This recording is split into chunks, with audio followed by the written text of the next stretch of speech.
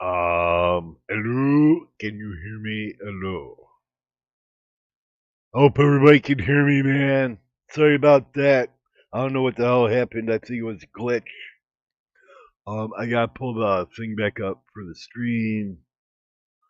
I think you guys can hear me. I am not sure. Can somebody type in chat if you can hear me, please?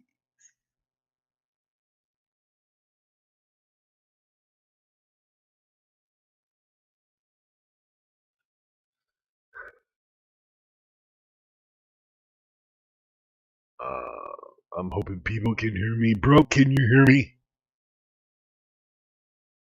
Okay, you guys can hear me. All right. So, oh, thank you, bro. So, anyways, it'll be coming up here soon.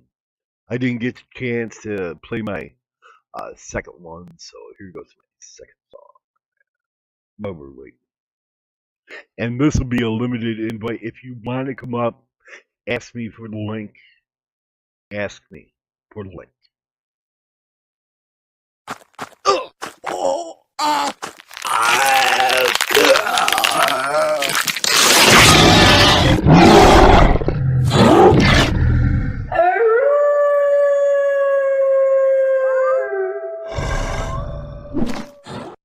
Do what you want, cause a pirate is free. You are a pirate. You're being a pirate is alright with me. Do what you want, cause a pirate is free. You are a pirate. Yo ho, ahoy in a blast. Being a pirate is really badass. I know the fight from the end of the map. You are a pirate. You are a pirate. Yeah. We've got us a map to lead us to a hidden box. An old locked up with luck and buried deep away. We'll dig up the box. We know it's full of precious booty. Burst open the locks, and then we'll say hooray! Your heart will be free. Being a pirate is alright with me. Do what you want as a pirate is free. You are a pirate. Yo ho, ahoy in a blast. Being a pirate is really badass. I know the time of the end of the map. You are a pirate. Ha ha ha ha.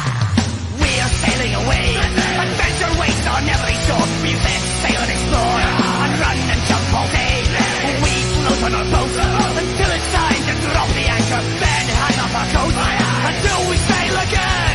Your heart will be free. Being a pirate is alright with me. Do what you want as a pirate is free. You are a pirate. Your heart, wind in your back, lad. Wherever you go, the sky above and the water below. You are a pirate. You are a pirate. You are a pirate. You gobshite. Well, that was messed up. It's like poof, gone, yeah. I went to go to Rumble and said, Rumble, we cannot find Rumble. You are not connected to the internet. I'm going, excuse me. I'm right here, people. Hello. Alright, let me check out Rumble. Okay, I can see that. I can see I'm live over on Rumble. I'm also live on Kick.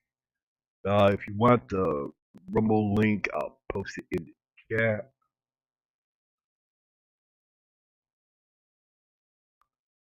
And that's subcommittee StreamYards. I pop it in the chat for you. So this hearing, it might prove something. I don't know. But it's going to begin shortly here. It's supposed to begin at 10 a.m. We're going to listen to them, see what they got to offer. I doubt anything eventful will come out of this hearing. I really do. This is only just a little subcommittee on this. The witnesses today are, let me tell you who the witnesses are. The witnesses are Ryan Graves. He is the Executive Director, Americans for Safe Aerospace. We have Commander David Fravor, retired, former commanding officer, United States Navy. We also have David Grush, Grusch, former National Reconnaissance Officer Representative, Unidentified Anomalous Phenomena Task Force, Department of Defense. Those are the witnesses today. And then we shall find out if there are UFOs in the sky, that they are. I bet you it's just like when Project Blue Book talked to Congress, but way back when in the '60s. I bet you they're gonna Oh, blow smoke. Broke, you're here! Yeah, I told you I'd be over in a minute or two. I had to end mine. I came right over. Well, why didn't you just stream me on you? You could have. I didn't care. Oh, You could have because kept your stream up. I wouldn't have cared. that's okay. I didn't need to be in 3 places at once. Well, how do you think I feel? Hey, can you do me a favor? Yeah, what would Can that you be? monitor Rumble chat while I monitor YouTube chat? Yeah, I can. Okay, Right now we have Shars there, Citizen Z's there, and Brokes there. right. We have 7 watching in Rumble. So, this is what you call get your popcorn, get your drink, get your pee break in, get your bowls packed, shove a little bit in the hookah, um, plug your steamroller, kick your um, cement block, rip off your toe, leak gallons of blood, um, kiss your neighbor, hug your wife, and then run. Right. So while we're waiting for this, we're gonna play one more song. Are you ready, Broke? One more song. Okay. Hello, this is Citizen Z from Citizen Z Animations. I hope everyone out there is doing well today. Yes, so today we have a song. We have an ode to a trailer trash farmer with a cat box lawn. Yes, farmer, this song I am going to sing this song for you, trailer trash. Yes, yes, yes. So, farmer, sit back, relax, and enjoy the song. This is all about you, trailer trash. Were you born an asshole, or did you work at it your whole life? Either way, it worked out fine, 'cause you're an asshole tonight. Yes, you're an A-S-S-H-O-L-E, and don't you try to blame it on me. You deserve all the credit. You're an asshole tonight. You were an asshole yesterday. You're an asshole tonight. And I've got a feeling you'll be an asshole the rest of your That's life. all the rest of your life.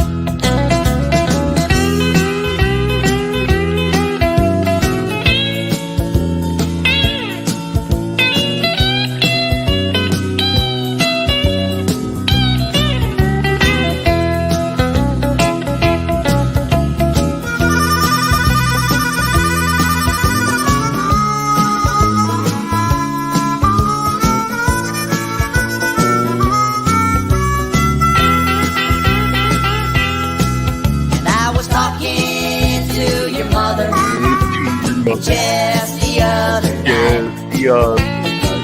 I told her I thought you were an asshole. She said, yes, I think you're right. I think you're right. And all your friends are All assholes. your friends 'Cause are you know assholes. them your whole life. Your whole life.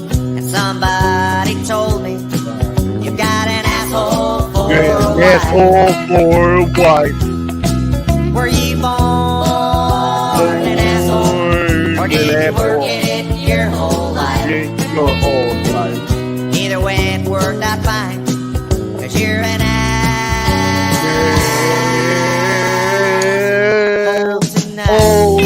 I am forever.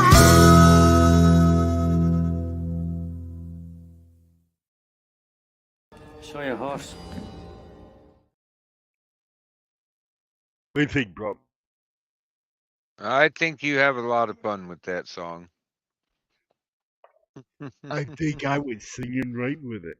You're an asshole today and forever.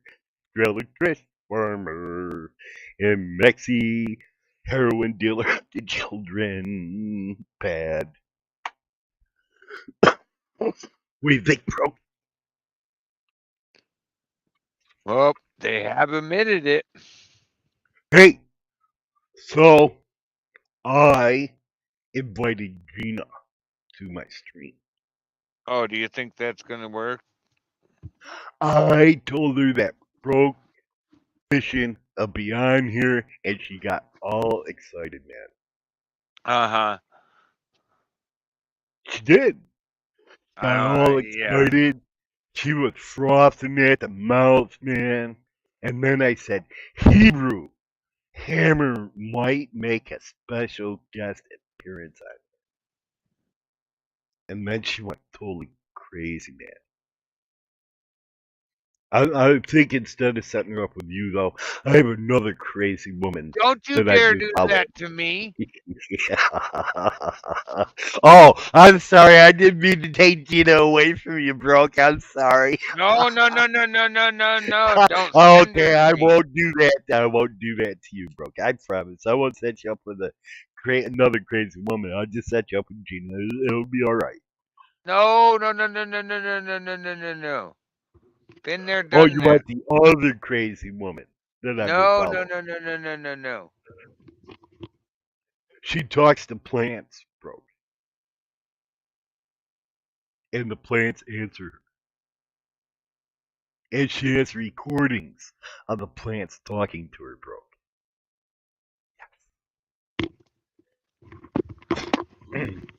Have you Carol, lost your mind? Cheryl has taught me the ways of finding the obscure and the insane on YouTube. Who taught Cheryl you is that? Cheryl did. Uh-huh. You sure you Yeah. didn't already know that? Now you know they're late, Broke. They're supposed to be starting at damn 10 a.m. You know, you are talking about the government.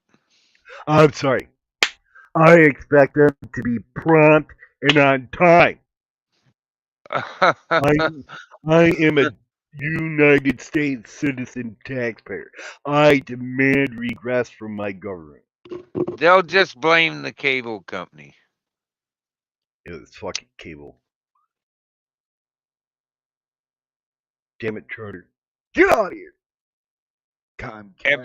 Have you refreshed the stream to make sure it's not like sitting there idle and not doing what you want?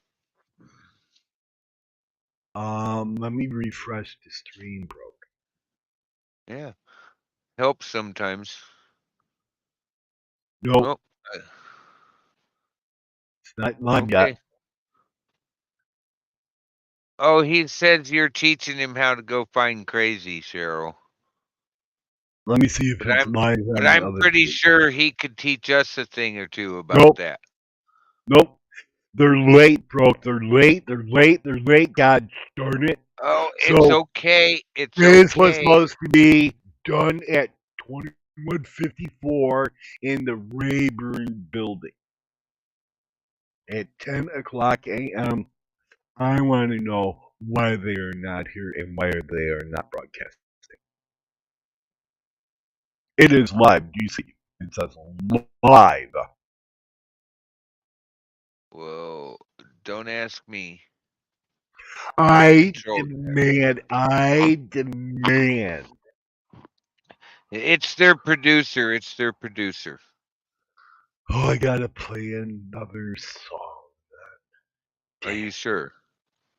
Yeah. So today's show is sponsored by PB Blaster and Hebrew Hammer. So Uh-huh. I am going to play a word from our sponsor. Take it away, sponsor. How's everybody doing today? Doing well. How's your morning? Good, pretty good. Took the day off. Did you? I heard a magic phrase that I'm a connoisseur of the subject. PB Blaster. Oh yeah. All right, let me tell you something about PB Blaster. Okay. All right. Now that's a little can. I buy it by the gallon. I go about a gallon every 2 months. Okay. Now with PB Blast has a magnetic solution to it. Okay. So therefore, PB Blast actually climbs uphill. So therefore, PB Blast actually climbs uphill. So therefore, PB Blast actually climbs uphill. It will not evaporate. Now, gunpowder is magnetic. So is PB Blaster. Is magnetic. So is PB Blaster. Is magnetic. So is PB Blaster. So when you spray your weapons down with the PB Blaster, it gets in the little crevices and crease that you can't see or get your tools in. Oh, yeah. PB Blaster is the best cleaning chemical they ever came up with. Yep. I swear by it. Rusted bolts, motors, cars, plastic, wood, steel, it doesn't matter. So that was from our sponsor, PB Blaster and the Hammer. That was our sponsor today. Did you see Cheryl's comment for you, Z? Let me see here. Right on the screen.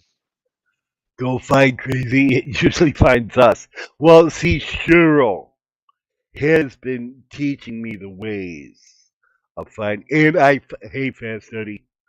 And Cheryl, I found Broke a perfect woman. Oh, No, wait. you didn't. The subcommittee go. hearing on unidentified Here we go. anomalous phenomena, or UAPs, will come to order. Welcome, everyone. Without objection, the chair may declare a recess at any time. Additionally, without objection, the following members are waived onto the subcommittee for the purpose of participating in today's hearing: Mr. Burchett of Tennessee, Ms. Luna of Florida, Mr. Getz of Florida, Mr. Burleson of Missouri, Mrs. Ocasio-Cortez of New York, and Mr. Ogles of Tennessee. Without objection, so ordered. For today's subcommittee hearing, both the chair and ranking member will have 10 minutes for opening remarks. We may both be giving some of those minutes to other members of our party. I'm now going to recognize myself for 10 minutes. I'm actually going to try to get out of here in about 4, and then we'll give it to some of my friends over here. Good morning and welcome to the most exciting subcommittee in Congress this week, the Subcommittee on National Security, the Border, and Foreign Affairs, for discussion of unidentified anomalous phenomenon. I'd like to thank the brave military pilots and personnel, such as the witnesses on the panel today, for sharing their stories on how they have engaged UAPs, which has brought attention to this matter. Curiosity and speculation from all walks of life have generated interest in studying what UAPs are and what threats they may pose. I will say that when I was younger in school, I read a book, a 1966 book called Flying Saucers, Serious Business. And for a while, when I was a little bit younger, I thought it was the most important issue out there. The lack of a transparency regarding UAPs, which was one of the themes of that book,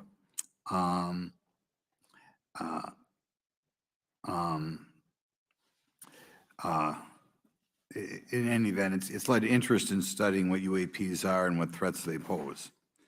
The lack of transparency regarding UAPs has fueled wild speculation and debate for decades, eroding public trust in the very institutions that are meant to serve and protect them, as is evidenced by the large number of people we have here. I also want to point out in 1966, President Gerald Ford claimed to have seen a UFO, and in 1969 in Georgia, Jimmy Carter claimed to have seen a UFO. So this has led Congress to establish entities to examine UAPs. The National Defense Authorization Act of 2022 established the All Domain Anomaly Resolution Office, or AARO, to conduct or to coordinate efforts across the Department of Defense and other federal agencies to detect, identify, and investigate UAPs. However, AARO's budget remains classified, prohibiting meaningful oversight from Congress. In addition to AARO's efforts, NASA is leading an independent study on UAPs that will identify how UAP data is gathered from both civilian and government entities that can be analyzed to shed light on the topic. However, despite these offices being established, there lies a pressing demand for government transparency and accountability that cannot be overlooked. And that's been a problem that's been around for 50 years. The Biden administration handling of the Chinese spy balloon that violated U.S. airspace is one example how the government is not prepared for these. The Biden administration's description of events has shown that the government continues not to be forthright. Between the Chinese balloon being shot down and 2 UAPs subsequently shot down following the event earlier this year, the U.S. government spent $1.5 million in taxpayer dollars on missiles, yet we have seen little clarity from the Biden administration. We must demand transparency from the Department of Defense, our intelligence community, and our defense industry on the UAP work. We're going to ask some questions about that today. Congress recognizes the subject of UAPs is multifaceted and requires a careful, data-driven approach. Today, we'll see clarity from these witnesses' testimonies, or we'll seek clarity as to what can be done to improve reporting for military and civilians and remain committed to objective inquiry. Congress should work to ensure that knowledge is not driven by fear. Today, we are not just debating the existence of UAPs, we are deliberating on the principles that define our republic, which is a commitment to transparency and accountability. I look forward to hearing from our witnesses today about ways we can improve government efficiency and openness when it comes to UAPs. I thank each of you for your presence here today and for your dedication to safeguarding the interests of the American people. I look forward to your testimony. Now I'm going to turn it over for 2.5 or 3 minutes to Representative Burchett from Tennessee. So Thank you, anyways, Mr. I hope Chairman. Thank everybody y'all for heard being here. secret I want to thank bucket, everybody for unlimited dollars. making this happen today. And I want to remind everybody this is a nonpartisan issue. This has nothing to do with party politics. I think the cover-up goes a lot deeper than that. I also want to thank my colleagues, Representative Anna Paulina Luna, sitting beside me here, Jared Moskowitz, my friend across the aisle, has an incredible mind, and I'm anxious to hear his questions. My buddy Eric Burleson, and it's not in my notes here, but Matt Gates. If it hadn't been for Matt Gates, myself, him, and Luna would still be down at Eglin Air Force Base trying to get some answers.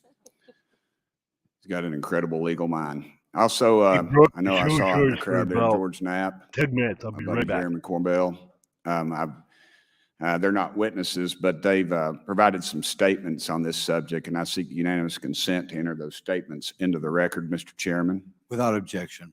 Also, would like to enter in, I understand now that this is unclassified and it's public record, but as we all know, that's sometimes difficult for the public to get a hold of. A report, Defense Intelligence reference documents, advanced space propulsion based on vacuum, space-time metric engineering, some light reading for some of our members. Without objection. Thank you. Mr. Knapp wrote, since 1969, the position our military has been that UFOs pose no threat to national security and are not worthy of further study. I'd say that's the biggest understatement of the decade. He also goes on to talk about the dismissive attitude. It's at odds with what was revealed in documents, reports, and internal memos. Mr. Cabral says, as he writes these words, the UFO is emerging as a major topic of global importance. I can state that as a fact. Out there, I met a fellow who came in here all the way from Denmark to be here for this meeting. So this is huge. This is worldwide. I think we suspect what's going on, but I'd also like to thank the members of Congress who have supported our efforts to make this hearing happen. Some have even confided to me that they've had UFO sightings of their own. Those members, of course, some of them wish to remain anonymous, and I'll keep it that way. But also, finally, I'd like to thank these 3 brave witnesses here. They took an oath. They took an oath to uphold the Constitution of the United States, and dadgummit, they're doing it. And we owe them a debt of gratitude.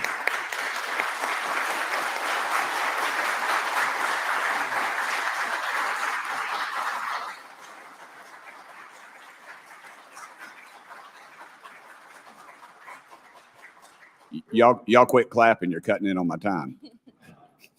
Just kidding. These folks, they've got nothing to gain from this. And I think you're going to find out that they've endured quite a few slings and arrows. We need to remember them in our prayers and their families. And I'm thankful to them for their honest testimonies. They have done interviews and appeared in documentaries like Accidental Truth to get their stories out there. And now they are all here to testify under oath for Congress. It's been so difficult to get here today. I said, you know, in the Baptist church, we'd say that the devil's in our way.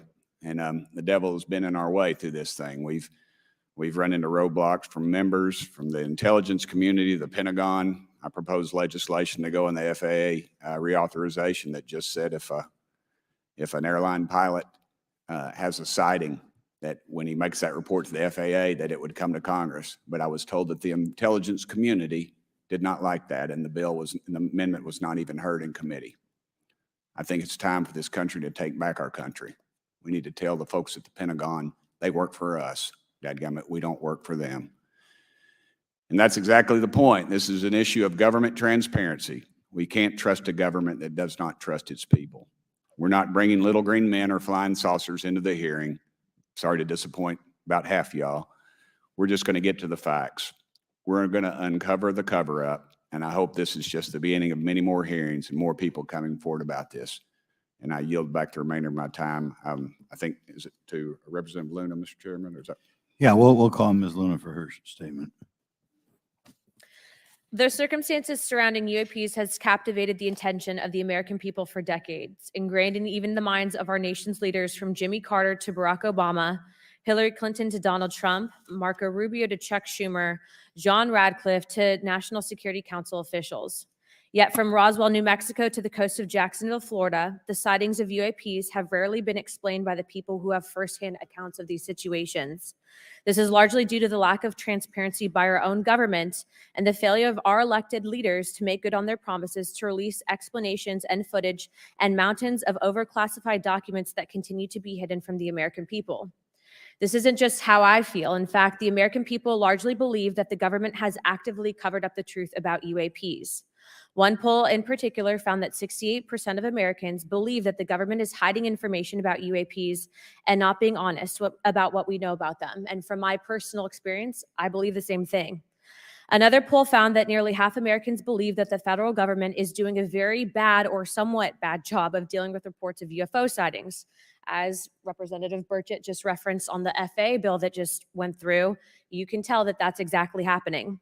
Considering the thousands of testimonies and videos taken on people's phones and eyewitnesses' accounts made by credible witnesses such as doctors, pilots, scientists, and active duty service members, it is unacceptable to continue to gaslight Americans into thinking that this is not happening or that the potential of intelligent life forms exists other than humans.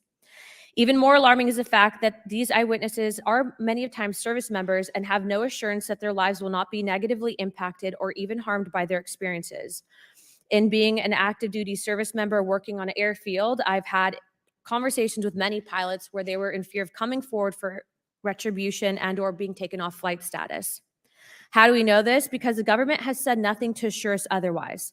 They have also did nothing to calm the concerns of over 20% of Americans who have reported to have seen UFOs or UAPs.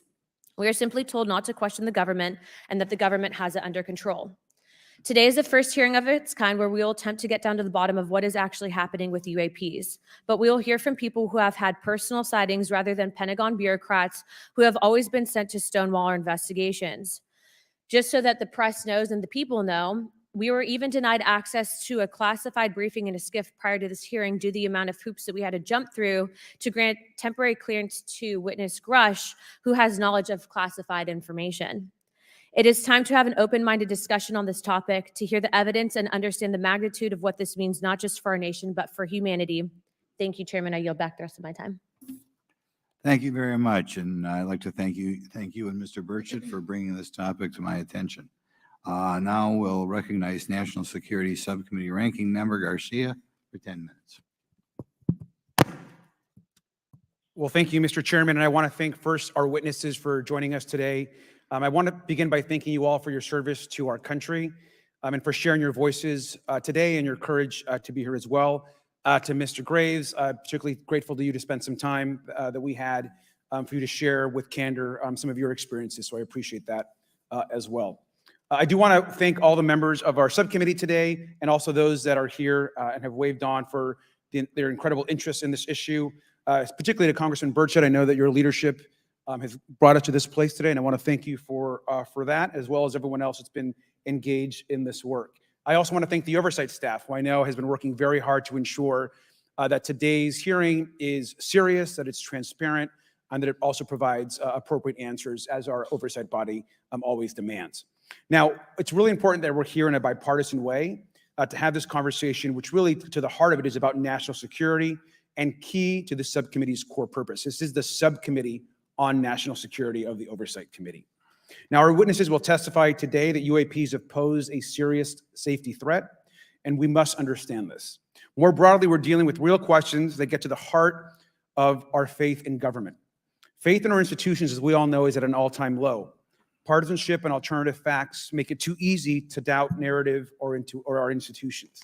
But this hearing will offer the public unique perspectives, building on years of reporting by both federal agencies and the independent media. Now, some of the earliest reporting on this issue was a groundbreaking 2017 New York Times report, which revealed research, as we know now, on unidentified anomalous phenomena, or as many call UFOs, by the Defense Intelligence Agency. Mr. Graves and Commander Favor's experiences with UAPs have also been documented by the public, not just by the New York Times, but CNN and many other national news outlets. Now, the Office of the Director of National Intelligence has published public reports documenting UAPs, and on June 9th, 2022, NASA announced that the agency is commissioning a study to, of course, examine unidentified anomalous phenomena. Now, the sheer number of reports, whistleblowers, and stories of unidentified anomalous phenomena should raise real questions and warrant investigation and oversight, and that's why we are here today. Now, pilots have reported encounters for years. Now, because of the stigma around reporting these incidents, we still don't have a complete picture of actually what's going on, particularly as our witnesses will testify on the civilian side, and that is a real problem that we have today in the country. Now, it's very important that we show that Democrats and Republicans in Congress can come together in a bipartisan way to cut through misinformation and to look at the facts in a serious and thoughtful manner. If we are to advance oversight and public disclosure, we must also gain the broad support of the public. We will succeed getting facts out to the public faster if there is a broad public support as part of the process. Now, I understand fully the Department of Defense is hesitant to share information that could also undermine our national security by revealing information on the capabilities of our own aircraft, our sensors, and other sensitive material. At the same time, many people believe that we're withholding information from them, and that is dangerous also. I believe in openness and transparency. That is also the role of Congress, and I want to trust that the American people will be able to weigh the evidence and make up their own minds. Now, we have incidents where sensors, sometimes even multiple types of sensors, detect things that we cannot explain. UAPs, whatever they may be, may pose a serious threat to our military or civilian aircraft, and that must be understood. Now, my career and training as a longtime and career educator and teacher and researcher tell me that we should never rule anything out. We know that our space, of course, is vast and undiscovered. I also want to note that Mr. Sean Kirkpatrick, director of the All-Domain Anomaly Resolution Office, the component of the DoD office that investigates UAP data, has testified before the Senate this year that his unit has found no evidence of extraterrestrial activity. NASA has also stated they don't have evidence of extraterrestrial life either, and we've heard this, of course, from some of our government agencies. And we should remind viewers and witnesses, which I think is really important, that we also cannot share classified information in public settings. But questions, of course, remain that people want to see data and information for themselves. The enormous interest in the hearing today underscores the importance of a fair and open look at the evidence from witnesses who can share their unique perspectives. Now, I know I certainly have a lot of questions, and I know that all the members of our committee do as well. We should come to this hearing with an open mind, and we should not let our existing ideas restrict us on either side. I hear over and over from many agencies the stigma around reporting and investigating UAPs prevents us from getting real answers. We know that whistleblowers have reported harassment, intimidation, or stigma as well, and this is not acceptable. If people can't report incidents which would have national security or safety implications, then that also has serious consequences for us. As ranking member of this subcommittee, I know my job would be completely impossible if whistleblowers or others feel intimidated to come before this committee. We can't be afraid of asking questions, and we can't be afraid of the truth. I'm proud to say that this hearing builds upon bipartisan work by members of the House and Senate dating many years back, which has sought to increase awareness within the Department of Defense and to mandate more of Congress of UAPs. We know the Senate is taking up an amendment to their defense authorization bill, which will create a commission with broad declassification authority, and we should all agree that that is an important step. Members of both parties and senior officials in multiple administrations have taken an interest in this issue, and we're proud to carry and build that confidence in the American people. This hearing will also not be the end of this discussion, but a new chapter and start to years and years of work that many folks, both in the public and within government, have been working on. We should encourage more reporting, not less, on UAPs. The more we understand, the safer we will be. We will hear testimony from witnesses today with a long record of service to the American people and with subject matter expertise. Our witnesses have a unique opportunity to share their perspective, insights, and their experiences with the American people. And I encourage all of my colleagues to engage with these difficult questions with an open mind and to follow the facts on behalf of our country. I also just want to say more broadly that we should look at this hearing and believe that everything is on the table as it relates to UAPs. I think an open mind is absolutely the best. I want to yield the 2.5 minutes, the remainder of my time, to the representative from Florida, Representative Moskowitz, for an opening statement. He also has been very much engaged in this issue, and I want to thank him for his leadership. Congressman. Thank you, Ranking Member Garcia. Thank you, Mr. Chairman. I want to thank Tim Burchett and Anna Paulina Luna for their leadership in pushing this hearing forward. I want to thank, obviously, committee staff and their staff working on this on a bipartisan basis because many Americans are deeply interested in this issue, and it shouldn't take the potential of non-human origin to bring us together. Additionally, I want to thank the witnesses for coming forward to share your perspectives, your thoughts, and the sightings of UAPs. Unlike other hearings many times in Congress, you're not here to help a political party, but you're here to share information with the American people. And it's not something that is just going on in this administration. It's something that's spanned many administrations. For decades, many Americans have been fascinated by objects mysterious and unexplained, and it's long past time that they got some answers. The American public has a right to learn about technologies of unknown origins, non-human intelligence, and unexplainable phenomena. Those are not the words of a UFO Twitter account. Though that is a direct quote from Majority Leader Chuck Schumer, that the American public has a right to learn about technologies of unknown origins, non-human intelligence, and unexplainable phenomena. In an interview with Fox News, recent former Director of National Intelligence John Radcliffe confirmed the US government is aware a lot more sightings of UAPs and that they have not made that information public. I quote, "There are a lot more sightings that have not been made public," Radcliffe said to Fox News. For me, this hearing is about transparency. We unfortunately live in a time in which many people distrust government and our institutions, and overclassification of information away from the American public or even Congress contributes to today's politics. The American people have regular questions. What are UAPs? How come the media doesn't report more on them? Are they foreign adversaries? Are they US technology? Are they something else? They ask themselves, how come when a Russian jet shoots flares at one of our drones, we have perfect pictures and videos to show the American people and the world, but when it comes to UAPs, nothing. Of course, we must always protect our national security to maintain our superiority, like when stealth helicopters were only rumored to exist, but were used in the Osama bin Laden raid in 2011. But we can't allow that to be used as a shield to keep the American people completely in the dark from basic truths. The American people deserve to hear more about special access programs. Congress has a right to know if there's any unsanctioned weapons development, satellite imagery that has not been provided to Congress. Congress created the All-Domain Resolution Office in the NDAA of 2022. In its initial analysis, there are 171 uncharacterized UAP reports, and this is the words from the report, that appear to have demonstrated unusual flight characteristics or performance capabilities. I believe more information is known about the 171 instances. It's time for Congress to reinsert ourselves. I call on our military leaders and intelligence officials to release more information to the American people about UAPs. And to our military leaders, if there's nothing to conceal, let Congress Go to Wright-Patterson Air Force Base, the Dugway Proving Ground, or even Groom Lake in Nevada.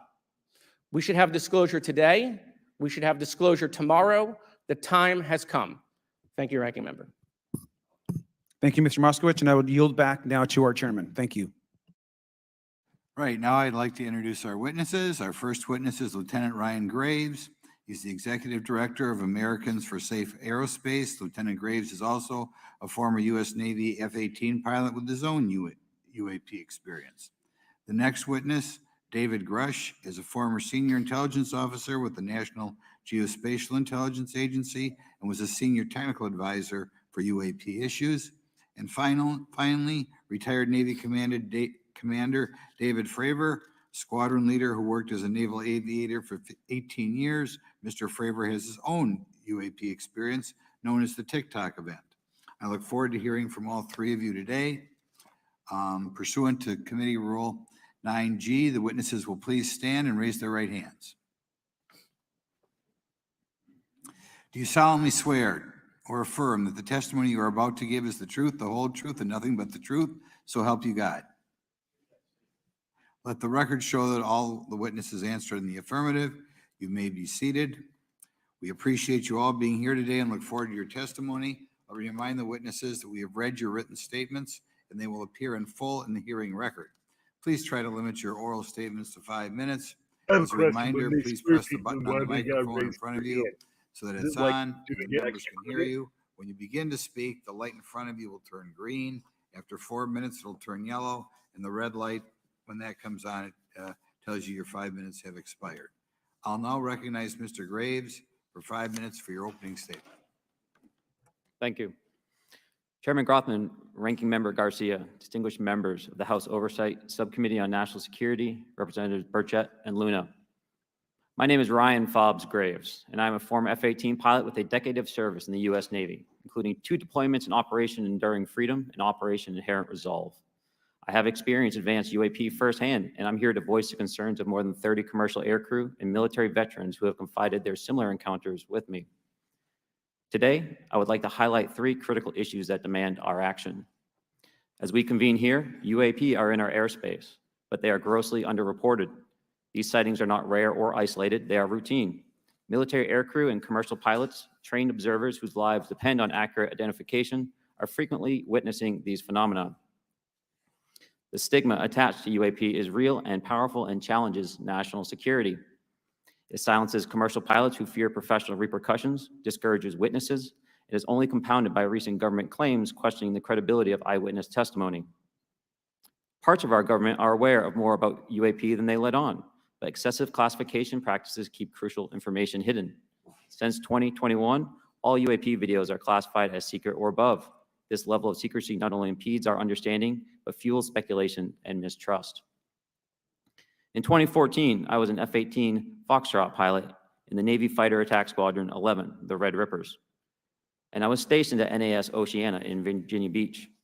After upgrades were made to our jet's radar systems, we began detecting unknown objects operating in our airspace. At first, we assumed they were radar errors, but soon we began to correlate the radar tracks with multiple onboard sensors, including infrared systems, eventually through visual ID. During a training mission in Warning Area Whiskey 72, 10 miles off the coast of Virginia Beach, 2 F-18 Super Hornets were split by a UAP. The object, described as a dark gray or a black cube inside of a clear sphere, came within 50 feet of the lead aircraft and was estimated to be 5 to 15 feet in diameter. The mission commander terminated the flight immediately and returned to base. Our squadron submitted a safety report, but there was no official acknowledgement of the incident and no further mechanism to report the sightings. Soon, these encounters became so frequent that aircrew would discuss the risk of UAP as part of their regular pre-flight briefs.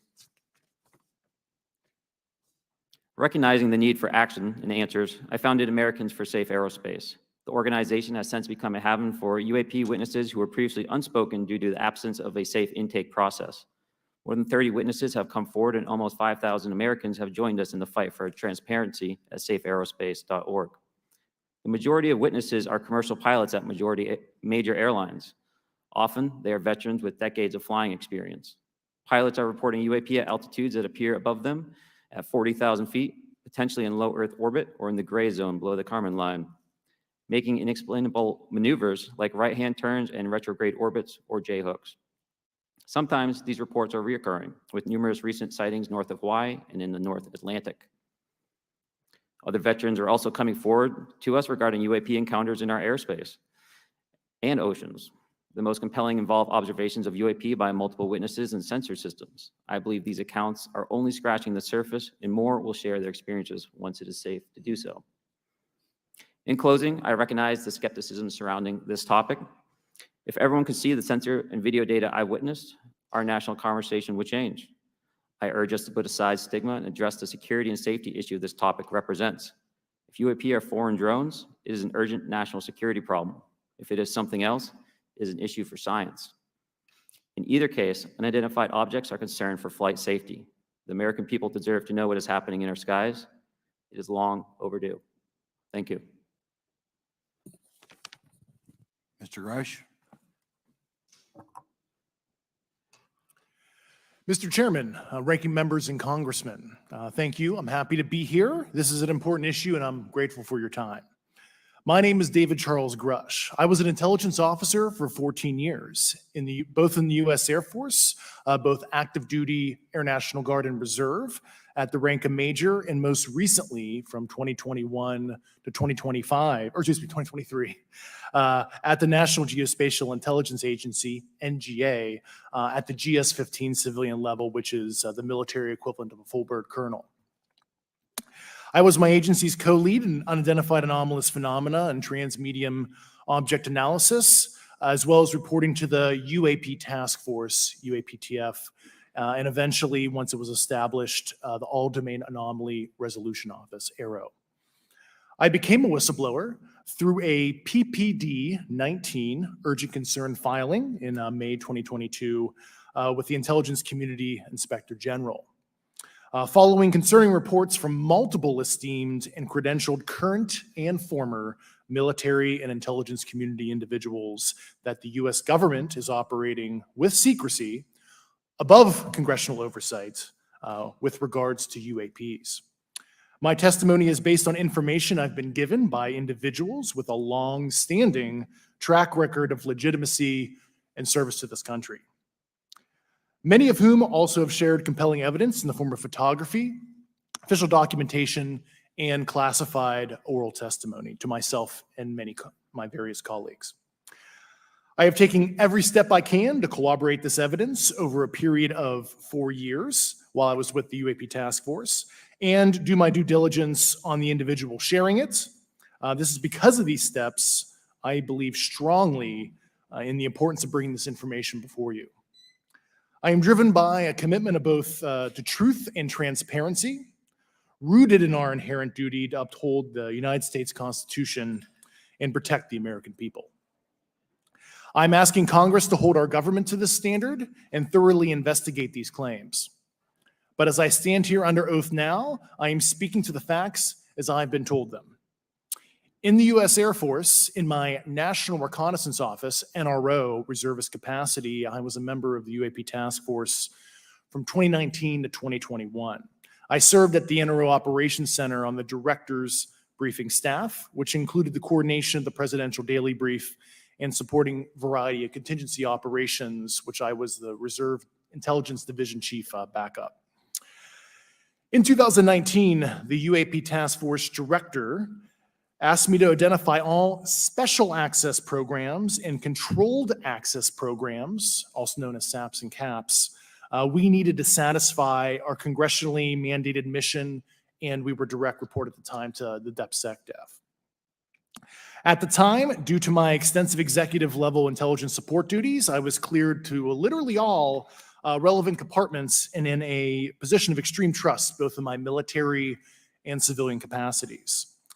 I was informed in the course of my official duties of a multi-decade UAP crash retrieval and reverse engineering program, to which I was denied access to those additional read-ons when I requested it. I made the decision, based on the data I collected, to report this information to my superiors and multiple inspectors general, and in effect becoming a whistleblower. As you know, I've suffered retaliation for my decision, but I am hopeful that my actions will ultimately lead to a positive outcome of increased transparency. Thank you, and I'm happy to answer your questions. Thank you. Commander Fravor? Thank you. Thank you, Mr. Chairman, Congressmen, Congresswomen. I want to first thank you for the invitation to speak to the committee on the UAP topic that has been in the news for the past 6 years and seems to be continuing to gain momentum. As you know, my name is David Fravor. I'm a retired commander in the United States Navy. In 2004, I was a commanding officer of Strike Fighter Squadron 41, the world-famous Black Aces. We are attached to Carrier Wing 11, stationed on board the USS Nimitz, and have begun a 2-month workup cycle off the coast of California. On this day, we were scheduled for a 2v2 air-to-air training with the USS Princeton as our control. When we launched off Nimitz, my wingman was joining up. We were told that the training was going to be suspended and we were going to proceed with real-world tasking. As we proceeded to the west, the air controller was counting down the range to an object that we were going to, and we were unaware of what we were going to see when we arrived. The controller told us that these objects had been observed for over 2 weeks, coming down from over 80,000 feet, rapidly descending to 20,000 feet, hanging out for hours, and then going straight back up. For those who don't realize, above 80,000 feet is space. We arrived at the location at approximately 20,000 feet, and the controller called merge plot, which means that our radar blip was now in the same resolution cell as the contact. As we looked around, we noticed that we saw some whitewater off our right side. It's important to note that the weather on this day was as close to perfect as you could ask for off the coast of San Diego. Clear skies, light winds, calm seas, no whitecaps from waves. So the whitewater stood out in a large blue ocean. All 4 of us, because we were in F-18Fs, so we had pilots and Wizzo in the back seat, looked down a saw a white tic-tac object with a longitudinal axis pointing north-south and moving very abruptly over the water like a ping pong ball. There were no rotors, no rotor wash, or any sign of visible control surfaces like wings. As we started clockwise towards the object, my Wizzo and I decided to go down and take a closer look with the other aircraft staying in high cover to observe both us and the tic-tac. We proceeded around the circle about 90 degrees from the start of our descent, and the object suddenly shifted its longitudinal axis, aligned it with my aircraft, and began to climb. We continued down another 270 degrees, nose low, where the tic-tac, or we considered 270 degrees to where, and we went nose low to where the tic-tac would have been. Our altitude at this point was about 15,000 feet, and the tic-tac was about 12,000. As we pulled nose onto the object, within about a half mile of it, it rapidly accelerated in front of us and disappeared. Our wingman, roughly 8,000 feet above us, lost contact also. We immediately turned back to see where the whitewater was at, and it was gone also. So as we started to turn back towards the east, the controller came up and said, "Sir, you're not going to believe this, but that thing is at your cap point, roughly 60 miles away in less than a minute. You can calculate the speed." We returned to Nimitz. We were taking off our gear. We were talking to one of my crews that was getting ready to launch. We mentioned it to them, and they went out and luckily got the video that you see, that 90-second video. What you don't see is the radar tape that was never released, and we don't know where it's at, of the active jamming that the object put on an APG-73 radar, and I can get into modes later if you're interested. What is shocking to us is that the incident was never investigated. None of my crew were ever questioned. Tapes were never taken, and after a couple days, it turned into a great story with friends. It wasn't until 2009 until Jay Stratton had contacted me to investigate. Unbeknownst to all, he was part of the ATIP program in the Pentagon led by Lou Elizondo. And there was an unofficial official report that came out that's now on the internet. Years later, I was contacted by the other pilot, Alex Dietrich, and asked if I'd been contacted, and I said no, but I'm willing to talk. I was contacted by Mr. Elizondo, and we talked for a short period of time, and he said we'd be in contact.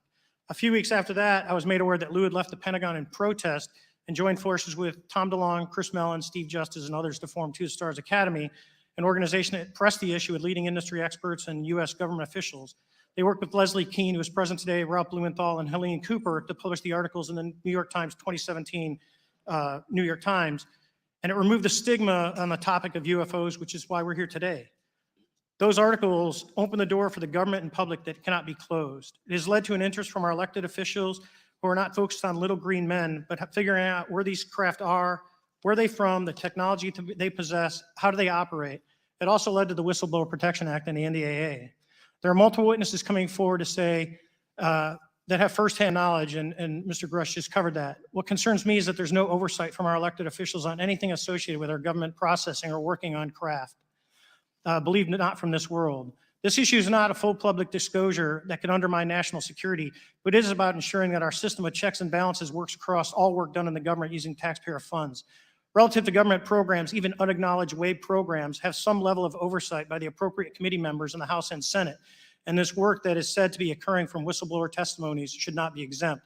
In closing, I would like to say that the Tic Tac object we engaged in 2004 was far superior to anything that we had on time, have today, or are looking to develop in the next 10 years.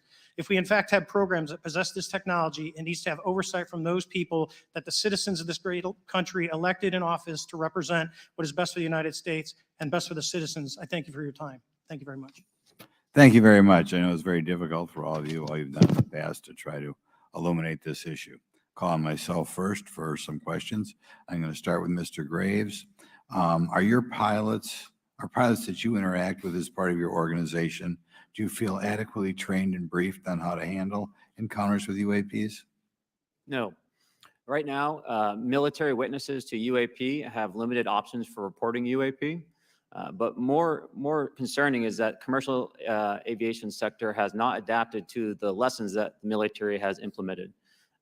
The military and Department of Defense has stated that UAP represent a critical aviation safety risk. We have not seen that same language being used in the commercial markets. They are not acknowledging this risk. Okay. What steps do you think you have to be taken to improve a pilot's UAP reporting, be it military or commercial? Right now, we need a system where pilots can report without fear of losing their jobs. There is a fear that the stigma associated with this topic is going to lead to professional repercussions, either through management or perhaps through their yearly physical check. So having a secure system, reducing the stigma, and making this information available through the public is going to reduce the concerns that aircrew have. Could you just give me a little idea of the degree to which reports in the past are not made public right now? Well, I don't think there has been a proper reporting system to gather those reports and thus not report them. So to answer your question, I think there is a dearth of data due to the fact that the reporting has been limited up to this time. Could you tell me why you believe it's, kind of to play the devil's advocate, a reason why some of this stuff should not be available to the public? There's certainly some national security concerns when we use our advanced sensors in our tactical jets to be able to identify these objects.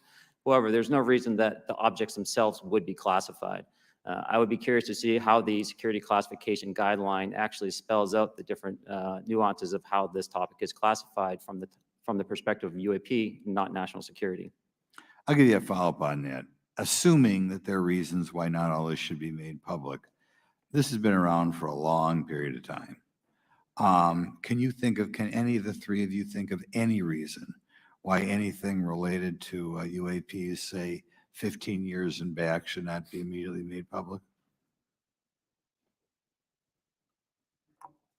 I think one of it is acknowledging a vulnerability, both from a collection and I'll just say a countermeasure perspective. So it's that we haven't cracked for many years. Yeah. Even say 20 years back. Is there any reason why, when you go back that far, things shouldn't be made public? Unless it shows a specific national security vulnerability as it relates to a weakness in a particular defense system. Oh, okay, Mr. Fravor, the TikTok incident that you were engaged occurred in 2004. What kind of reporting took place after that incident? None. We had a standard debrief where the backseaters went down to our carrier intel center and briefed what had happened, and that was it. No one else talked to us, and I was in the top 20 in the battle group. No one came. The captain was aware, the admiral was aware, nothing was done. Your commanding officers provide any sort of justification? No, because I was the commanding officer of the squadron, so no. Was this incident the only UAP event that you encountered while you were a pilot? Yes, it was. Okay. This is for any one of you. Based off of each of your experiences and observations, do you believe UAPs pose a potential threat to our national security? Yes, and here's why.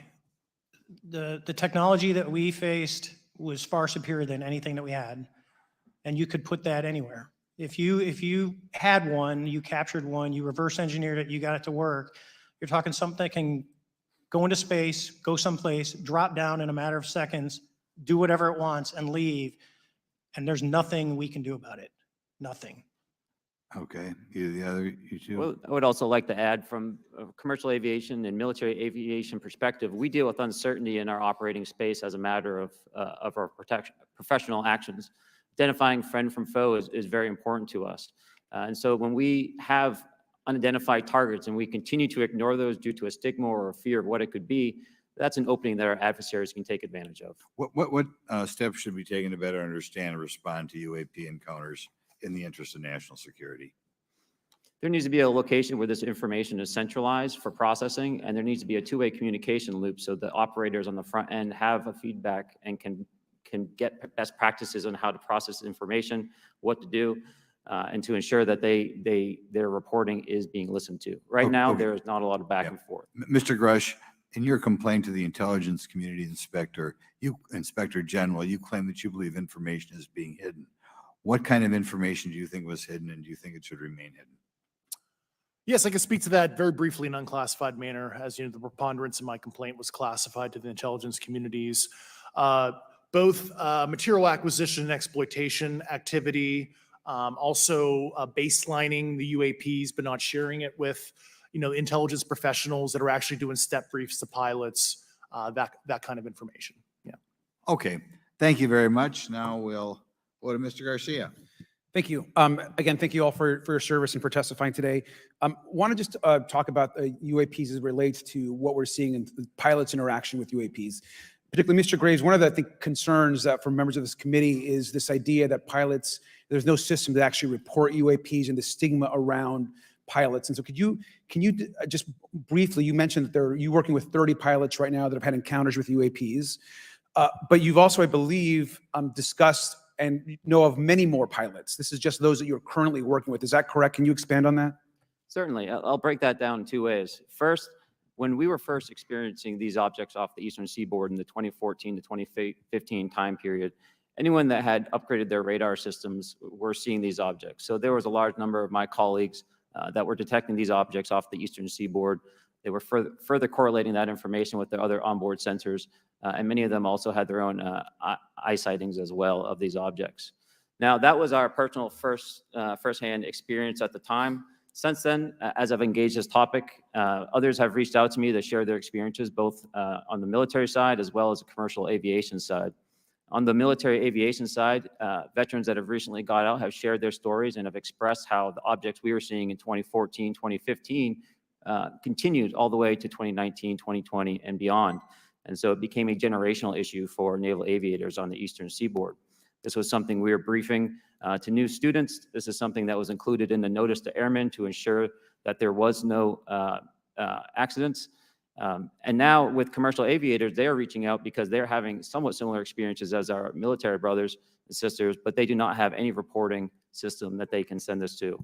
And let me just add to, and both to Mr. Fravor as well as Mr. Graves, not having the system for reporting, would you both agree that is harmful to not just our national security interests, but to understand this phenomenon of what's happening with UAPs?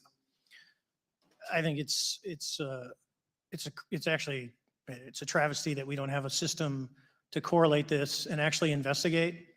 So if you took the East Coast, there's coastal radars out there that monitor our air defense identification zone, so out to 200 miles. They can track these, so when you see them, they could actually go and pull that data and get maneuvering. And instead of just having the airplanes, there's other data sources out there. And I've talked to other government officials on this. So you need a centrally located repository that these reports go to.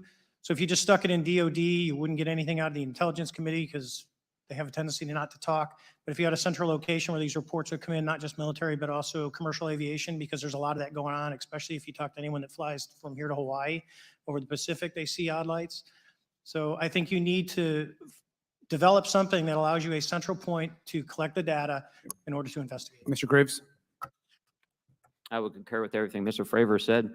I'll continue to say that the commercial pilots that have reached out to me through Americans for Safe Aerospace are doing so because they don't feel there's another way for them to report this safety issue. And I think one of the clear outcomes of this hearing already is that there has to be a safe and transparent reporting process for pilots, both on the commercial side and the military side to be able to report UAPs in a way that's also transparent, but also understands the scope of our national security interests and what may be classified or not. But I think there has to be some sort of system, and so that's something that I hope can be an outcome that this committee can work on. Is there anything else for the two of you briefly beyond this reporting system that you think that we can do as a government to encourage and facilitate more civilian reporting? I think we're doing it right now. Okay, great. I think this hearing is going to show the American people that their government takes this topic seriously. And how about civilians that may not be pilots? What kind of process could be in place for civilians who are not pilots, who may have UAP encounters? Do either of you have any suggestions that could facilitate that? My recommendations would be to make that a sensor-centric operation in order to make it as objective as possible. Okay. Sir, Mr. Favor? No, I agree with Mr. Graves on that. Okay.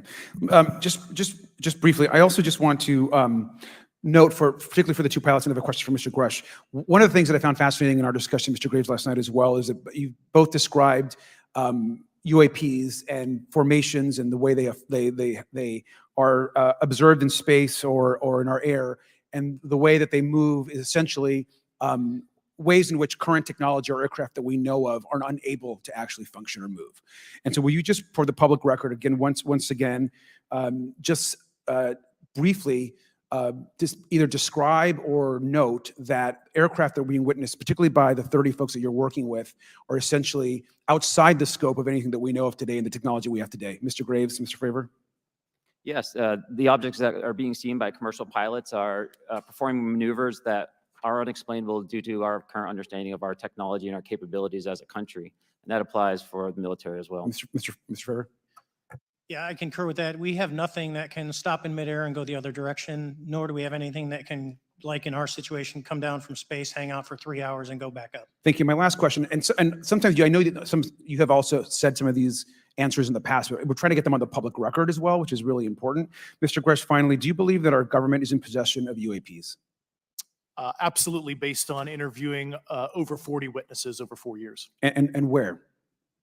I know the exact locations, and those locations were provided to the Inspector General, and some of which to the intelligence committees. I actually had the people with the firsthand knowledge provide a protected disclosure to the Inspector General. Thank you. And Mr. Chairman, I would just say that I think that these questions are important questions, and I look forward to being involved in the process to get those answered. I know there'll be a lot of questions from other committee members, so I yield back. Thank you. We'll go to Mr. Burchett himself.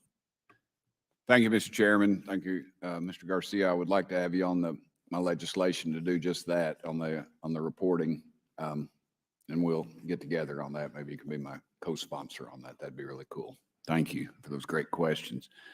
Mr. Graves, again, I'd like to know, how do you know that these were not our aircraft? Some of the behaviors that we saw in a working area, we would see these objects being at 0.0 Mach, that's 0 airspeed, over certain pieces of the ground. So what that means, just like a river, if you throw a bobber in, it's going to float downstream. These objects were staying completely stationary in Category 4 hurricane winds. These same objects would then accelerate to supersonic speeds, 1.1, 1.2 Mach, and they would do so in very erratic and quick behaviors that I don't have an explanation for.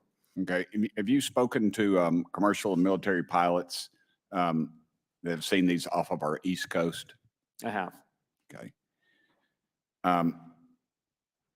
Mr. Favor, I noticed that in the Tic Tac video, it's Tic Tac like the candy, not TikTok like the Chinese Communist app. That's correct. Yes, sir. I just want to make that because my daughter corrected me on that and called me a boomer and said, "Hey, boomer." And I said, "No, baby, it's Tic Tac like the candy. You're going to have to just look it up."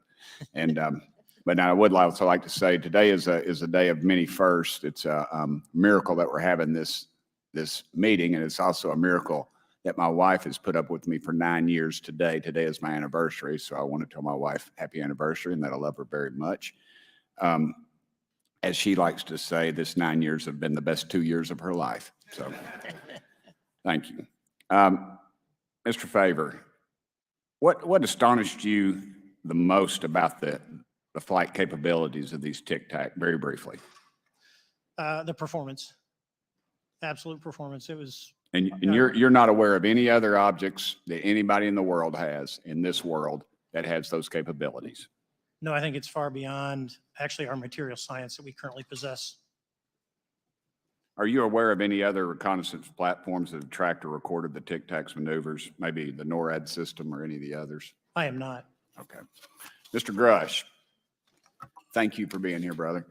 Thank you all very much. Have you faced any retaliation or reprisals for any of your testimony or anything on these lines? Yeah, I have to be careful what I say in detail because there is an open whistleblower reprisal investigation on my behalf, and I don't want to compromise that investigation by providing anything that may help provide somebody information. But it was very brutal and very unfortunate, some of the tactics they used to hurt me both professionally and personally, to be quite frank. Yeah.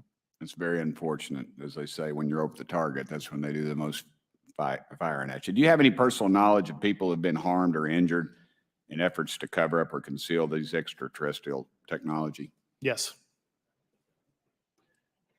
Personally. Have anyone been murdered that you would think, that you know of or have heard of, I guess? I have to be careful asking that question. I directed people with that knowledge to the appropriate authorities.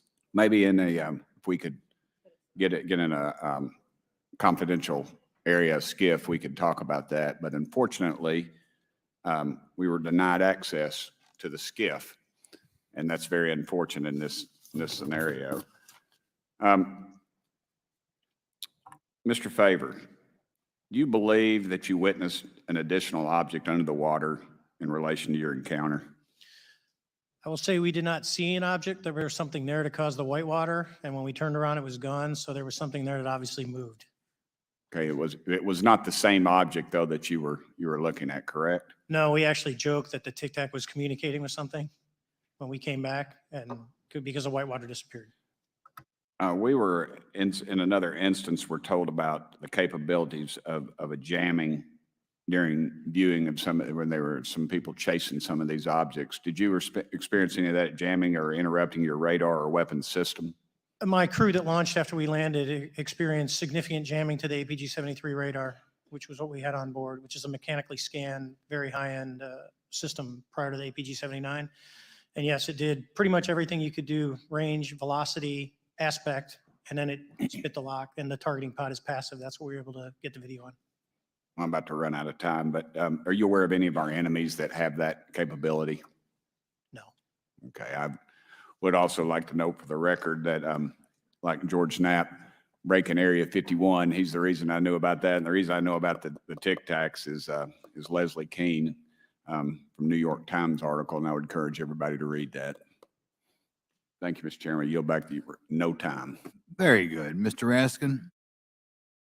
Thank you, Mr. Chairman. Mr. Graves, you reported UAP encounters during training flights, I think, and have since come forward to warn the Pentagon that these encounters may be putting pilots at risk. My first question is, you've identified these as taking place on the East Coast. Is it just on the East Coast where these encounters have been reported? No, since the events initially occurred, I've learned that the objects have been detected essentially where all operations, Navy operations are being conducted across the world.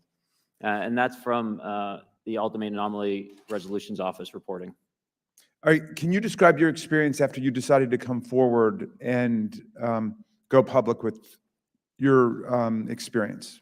Certainly. Like many others, in 2017, I saw the New York Times article come out as well.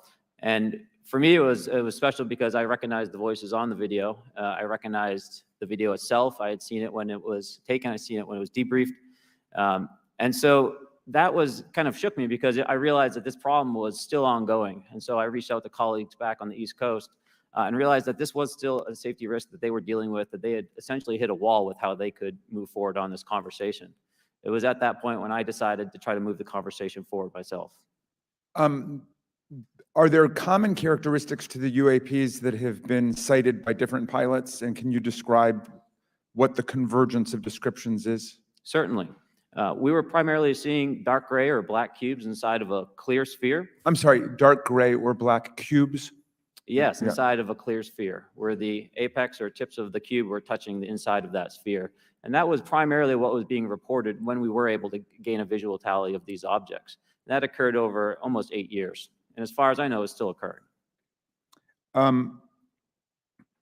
So I take it that you're arguing what we need is real transparency in a reporting system so we can get some clarity on what's going on out there, because there are many pilots in your situation, but we should have a way of developing a systematic inventory of all of such encounters. Is that right? Yes, and I think we need both transparency and the reporting. We have the reporting, but we need to make sure that information can be promulgated to commercial aviation as well as the rest of the populace. Mr. Grush, what about you? What was your experience after you came forward? Well, it's only been about 2 months or so. So I guess my experience has been overwhelming support from former colleagues of mine that have privately messaged me, and I do appreciate that. But I do have knowledge of active planned reprisal activity against myself and other colleagues, and it's very upsetting to me. Coming from where? Certain senior leadership at previous agencies I was associated with. And that's all I'll say publicly, but I can provide more details in a closed environment. Okay. Well, I hope you understand that there would be bipartisan rejection of any attempt to vilify, demonize, or engage in other reprisals against our witnesses and people who are telling the truth from their perspective. Yeah, there were certain colleagues of mine that were brutally administratively attacked, and it actually makes me very upset as a leader to see that happen to other coworkers and actually superiors of mine over the last 3 years. How do you account for that response? That seems like a bizarre response. I call it administrative terrorism. That's their quiver, their tool in the toolbox to silence people, especially the career government service cares about their career, cares about their clearance, their reputation to climb the ladder. And when you threaten that career path, a lot of people back off. But I'm here to represent those people. So, Mr. Fravor, what about you? What has your experience been since you've come forward with your perspective on this? Actually, I've been treated very well. And the 6 people that were involved, myself included, all of them have or will be retiring from the military as 05s or 06s. And all my friends that are very senior, 3 and 4 stars, I've talked to them. They believe, they understand there's a problem, but no, I was actually treated really well. And what is your general interpretation of these phenomena, or what is your current thinking of trying to make sense of them? Well, I'll say, I'm not like a UFO fanatic. It's not me, but I will tell you that what we saw with 4 sets of eyes over a 5-minute period, still we have nothing close to it. It was amazing to see. I told my buddy I wanted to fly it, but yeah, it's just an incredible technology. All right, Mr. Chairman, thank you very much. I'll yield back to you. Thanks. On to Ms. Luna. Mr. Grush, in speaking to you yesterday, I just wanted to follow up on Representative Raskin's questions. In the last couple of years, have you had incidences that have caused you to be in fear for your life for addressing these issues? Yes, personally. Okay. Yeah. I just want everyone to note that he's coming forward in fear of his life. To put in perspective, if they were really not scared about this information coming out, why would someone be intimidated like that? To your knowledge, are NHIs working with adversarial foreign governments in either technology exchange programs or back engineering programs? I don't have data on that. I'm not sure. Have you heard or you had people come forward to present that evidence? Not that particular evidence that you just espoused. Okay, on the 19th of April, Dr. Kirkpatrick, head of Aero, had said that he did not find any evidence of UAPs. You also stated that you had, in your interview, that you had briefed him on information that you were uncovering, but that he did not follow up with you. Were the items that you divulged to him pertinent to national security? Yes, him and I had a classified conversation in April 2022 before he took over Aero in July 2022, and I provided him some concerns I had. Do you know why he might not have followed up with you?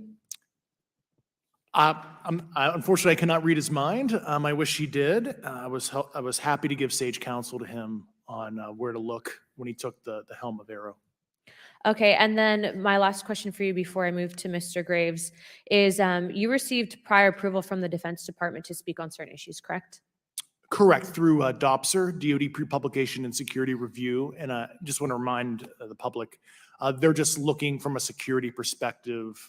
These are my own personal views and opinions, not the department's. Okay, I'm asking that though mainly because I think that there are many people that would like to discredit you. So it does bring a certain amount of credibility to your testimony. I'm required by law to do that as a former intelligence officer, or I go to jail for revealing classified information. Yeah, we don't want you to go to jail. My next question would actually be for Mr. Graves. Can you please explain to me in detail the event that occurred at Vandenberg Air Force Base?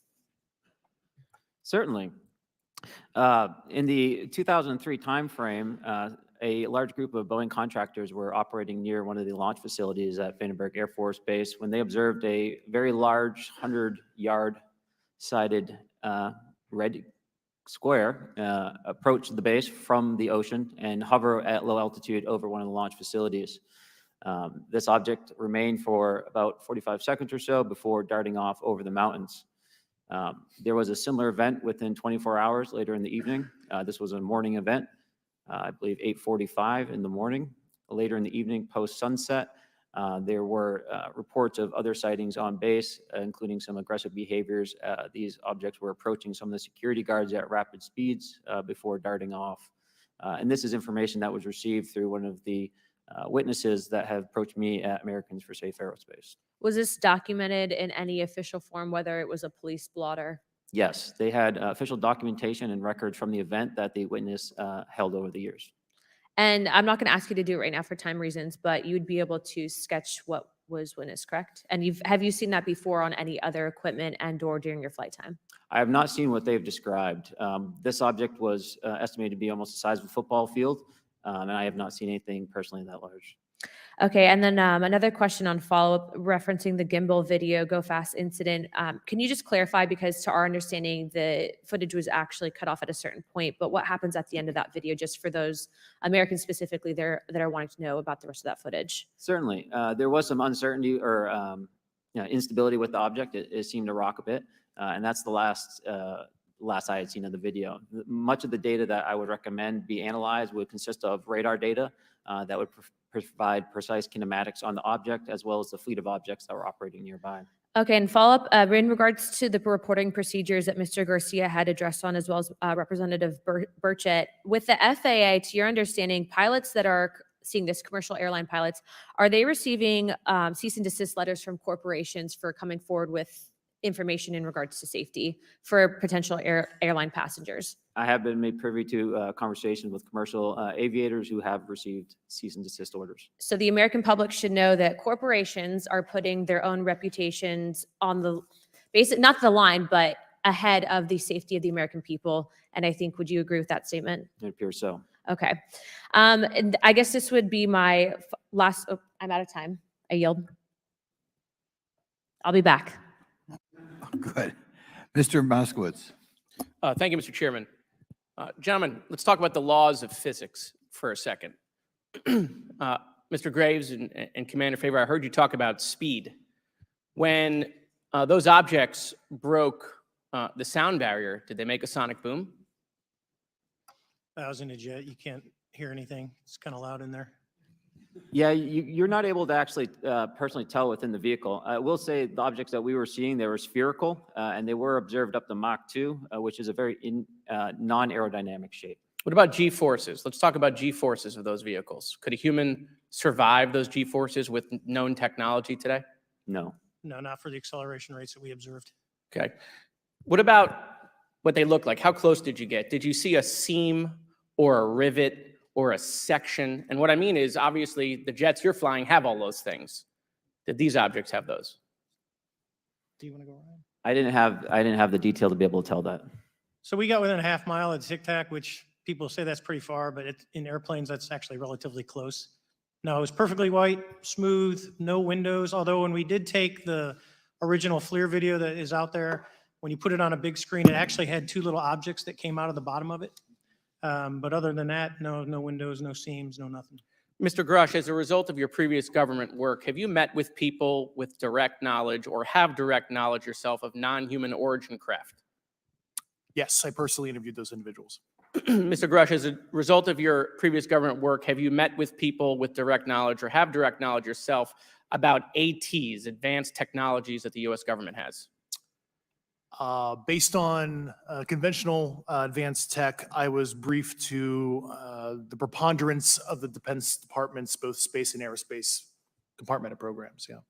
Do you have knowledge or do you have reason to believe that there are programs in the advanced tech space that are unsanctioned? Yes, I do.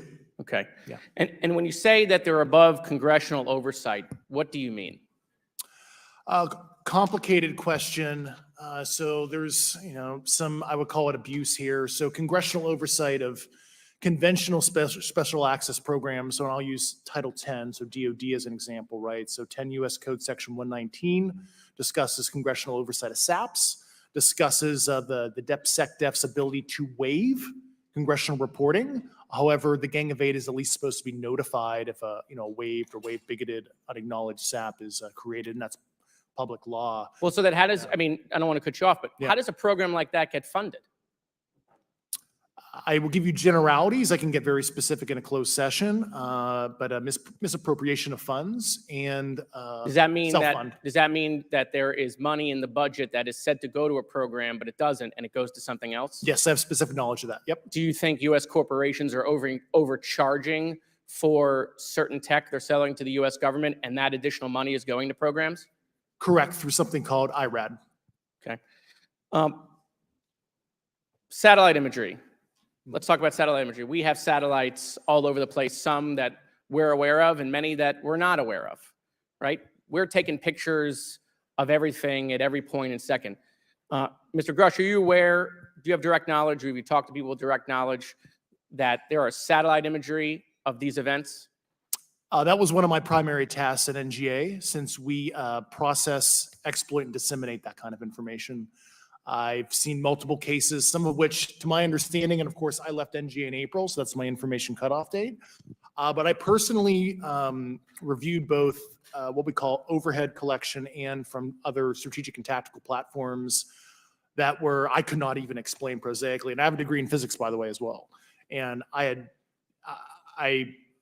am aware that you guys have not seen these reports, unfortunately. And I don't know why. Do you have direct knowledge, or you had spoken to people with direct knowledge that this imagery applies to crash sites, crash imagery? I can't discuss that in an open session. Okay. Do you have any information that the U.S. government is involved in a disinformation campaign to deny the existence of certain UAPs? I can't go beyond what I've already stated publicly in my News Nation interview because it touches other sensitivities. Okay. I'll yield the balance of my time back. Thank you, Mr. Chairman.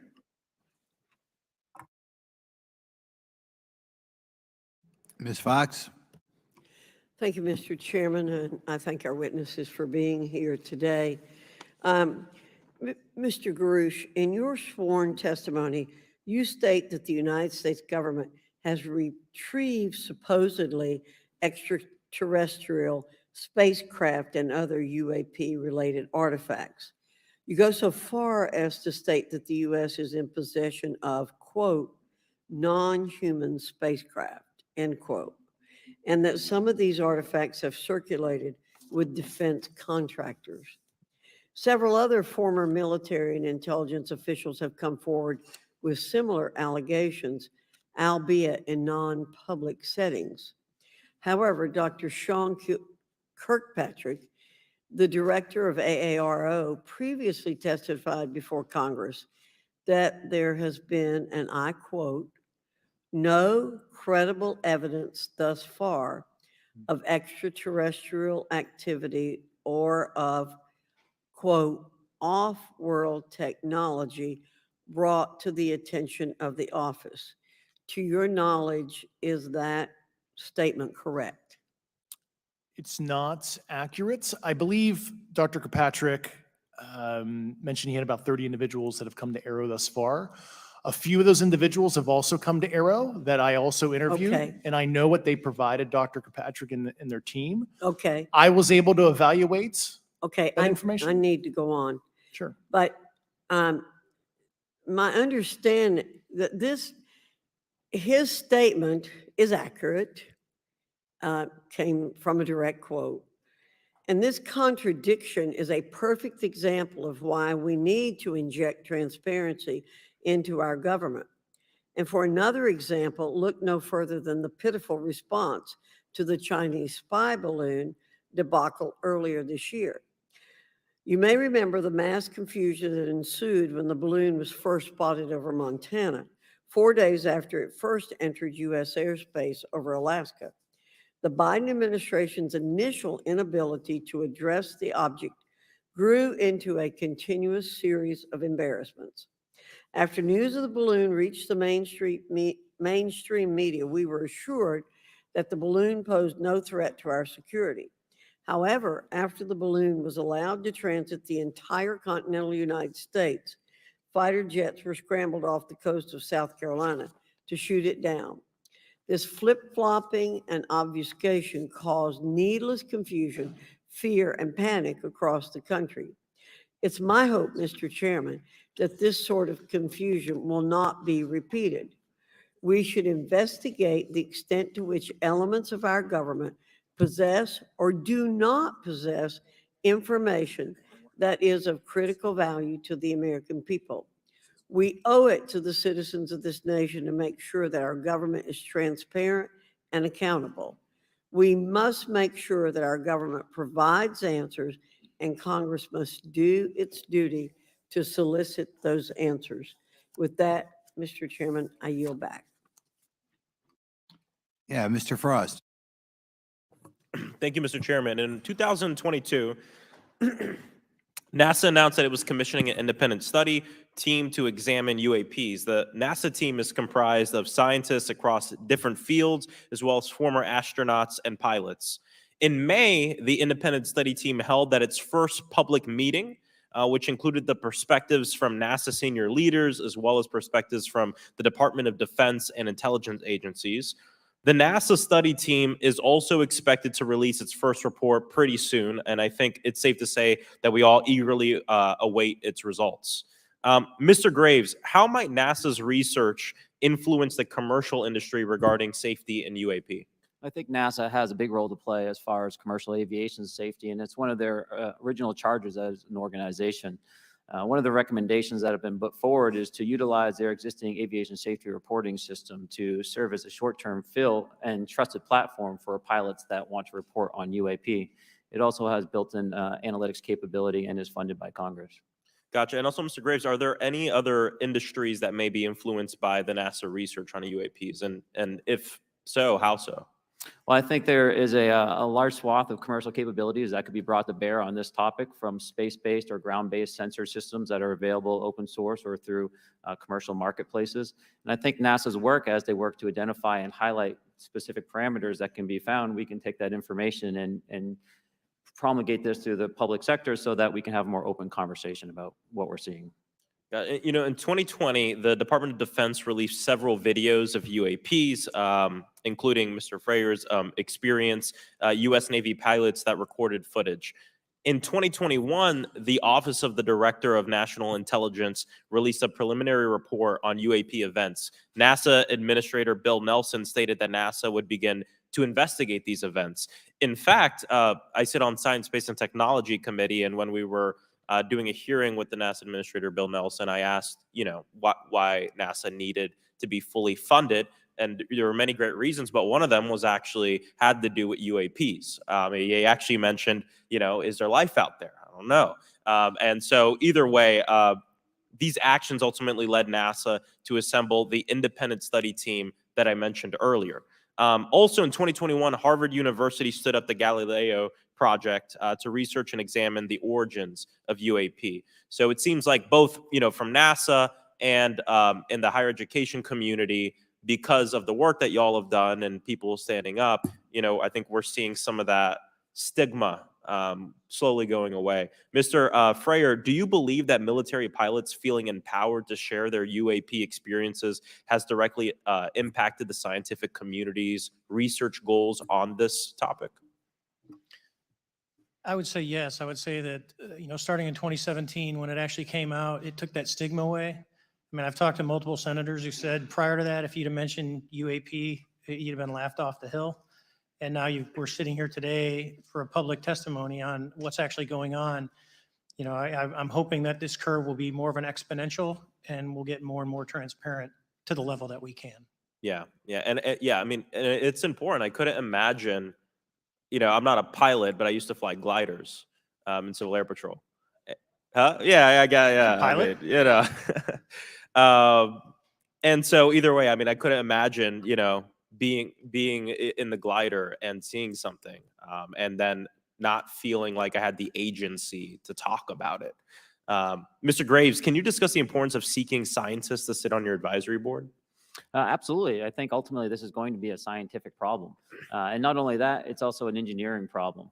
I've been working with the American Institute of Aeronautics and Astronautics to help them stand up a UAP integration committee to help integrate their engineering prowess into this problem.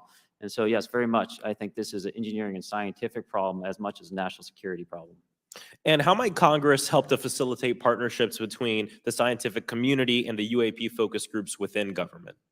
Well, I think one of the things they can do is to have these types of hearings to communicate to the public that this is a topic of interest. I think that there is a pseudo market, if you will, of interested capabilities and talent that want to approach this topic. And we're seeing that start to grow now. So I think continued conversation, reduction of stigma is going to allow that to flourish and allow answers to help generate themselves. 100%. Well, thank you all for being here and thank you for your work. I think it's important that we keep our top scientific minds focused on this issue and look for ways to increase collaboration. Thank you so much. I yield back. Mr. Comer. Thank you, Mr. Chairman. Let me say I want to thank you for having this hearing, and I want to thank Mr. Burchett, Ms. Luna for leading this hearing. And with that, I yield my 5 minutes to Mr. Burchett. Thank you, Mr. Chairman. I'm going to direct this, I believe, to Mr. Grush, but if any of you all feel like you need to jump in, just jump right in. We're good. Has the U.S. government become aware of actual evidence of extraterrestrial, otherwise unexplained forms of intelligence? And if so, when do you think this first occurred? I like to use the term non-human. I don't like to denote origin. Keeps the aperture open, both scientifically. Right. Certainly, like I've discussed publicly previously, 1930s. Okay. Can you give me the names and titles of the people with direct firsthand knowledge and access to some of this crash retrieval, some of these crash retrieval programs, and maybe which facilities, military bases that the recovered material would be in?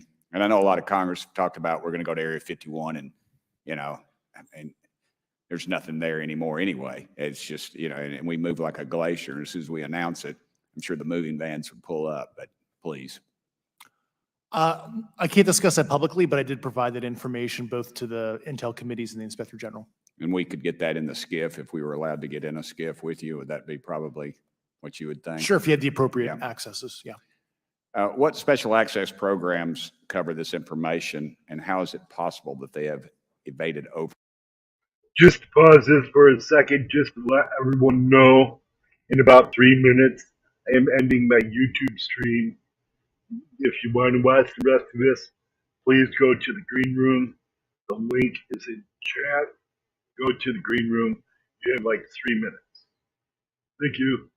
Oversight for so long.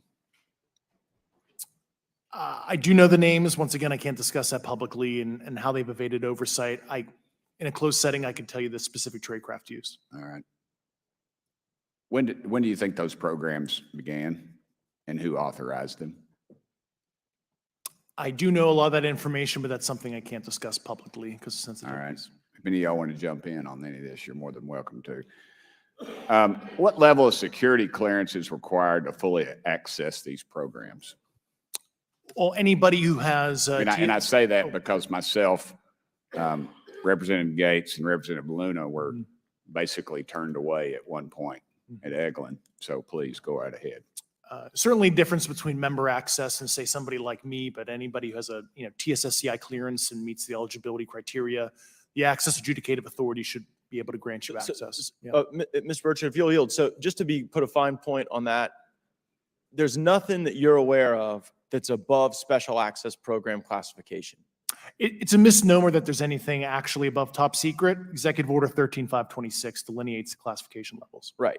But I draw a point on that because we can have access to those programs. And so the notion that we're not being given that access sort of defies our typical muscle memory here in Congress. Thank you, Mr. Burchett. I'll yield back to you. Thank you, Mr. Gates. Along those lines, Title 10, you may not know this or not, but Title 10 and Title 50 authorization, they seem to say they're inefficient. So who gets to decide this, in your opinion, in the past? It's a group of career senior executive officials. Okay, are they government officials? Both in and out.